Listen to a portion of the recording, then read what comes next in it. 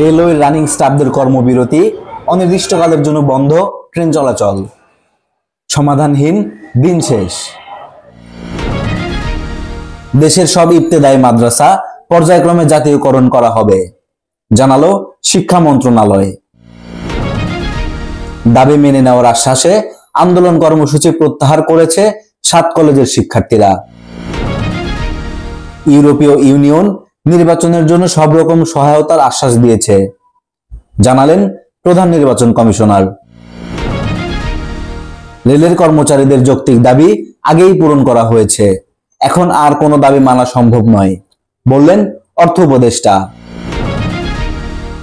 সব শিক্ষা প্রতিষ্ঠানকে জামায়াতিকরণ করা হয়েছে, এটা ভয়ঙ্কর বিষয়, বললেন রিজভী। 2024 সালে সারা দেশে মোট 26,659টি অগ্নিকাণ্ডের ঘটনায় নিহত 140, দগ্ধ 341, জানালো ফায়ার সার্ভিস। নারায়ণগঞ্জের রূপগঞ্জে পাইকারি আড়ত নিয়ে দুই পক্ষের সংঘর্ষে 6 জন গুলিবিদ্ধ সহ আহত 25। দুর্বল ব্যাংকে জমা রাখা অর্থ গ্রাহকদের ফেরত দেওয়ার আশ্বাস দিয়েছেন বাংলাদেশ ব্যাংকের গভর্নর আহসান এইচ মনসুর।